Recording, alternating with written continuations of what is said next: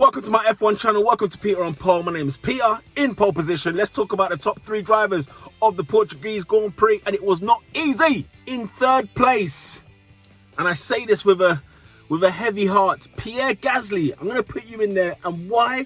Because I think your race was totally underrated. I don't think anyone even spoke about Pierre Gasly. But my God, the guy was phenomenal, in phenomenal position. Great racing at the end of the race as well, with him and Carlos Sainz and Sergio Perez.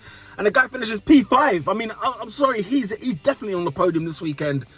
Big up to Pierre Gasly. P2, and this is going to be a bit controversial, Sergio Perez. Why? Because Sergio Perez, I know he had an incident in lap one of the Portuguese Grand Prix, put him down to 20th place, got the car sorted out, brought that car back into 5th place. I mean, the guy was just overtaking like it was nothing, and he was doing a superb race, and I want to give him all the props in the world.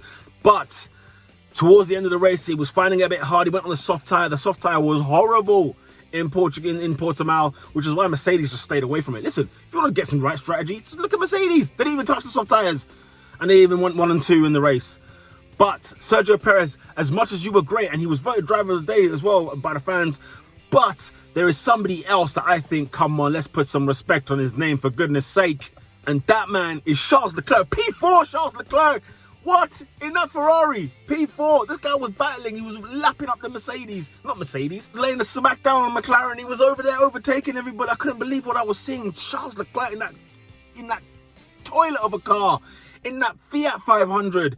Oh, he's honestly, I can't stress this enough. Watch out for the video I've got on Charles Leclerc coming out soon. It is a very bold one, and I believe it. Simple as.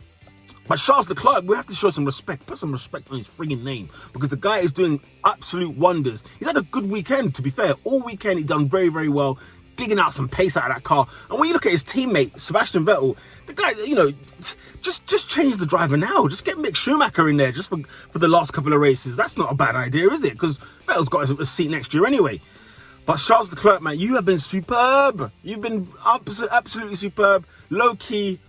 And nobody wants to really talk about him, but he had to be number one in my books. I'm sorry, Sergio Perez, yes, I do love you, and I do think you had a great race. Towards the end, it kind of petered out. You was getting overtaken. Gasly overtook you, Sainz overtook you, and, you know, yeah, I couldn't.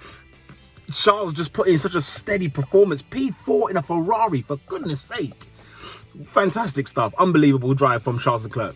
Honourable mentions, of course, Kimi Raikkonen. I so badly wanted to get you there. That lap one was just tremendous driving from Kimi Raikkonen. And yes, you might be saying, why have you not put him in there? But look at my top three. You can't argue with it. Surely you can't. But yes, Kimi Raikkonen was fantastic. Great race.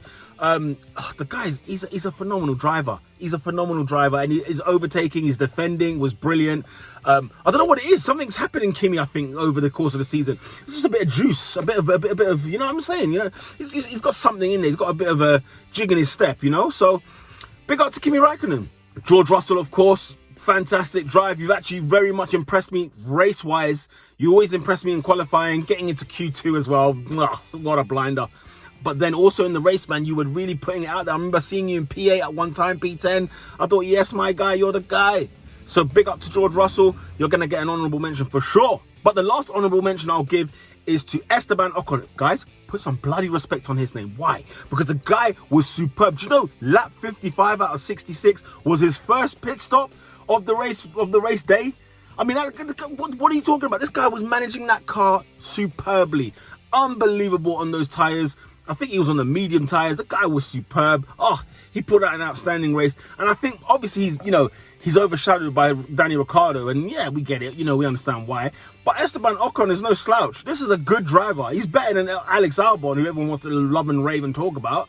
So, you know, let's hold it down. I'd rather see Ocon in that Red Bull than Alex Albon. It's as simple as that. But you know my number one choice, Sergio Perez. Need I say more? But, you know, Esteban Ocon, man, he's been doing some stuff as well, man. People need to show some respect on Esteban Ocon. Let me know in the comments below whether or not you agree or disagree. Let me know who your top three were. Let me know who was under the radar. Let me know who should not be in this top three. Let me know who you agree with. Hit the like button. Hit the subscribe button if you haven't already. With that said, ladies and gentlemen, it's lights out.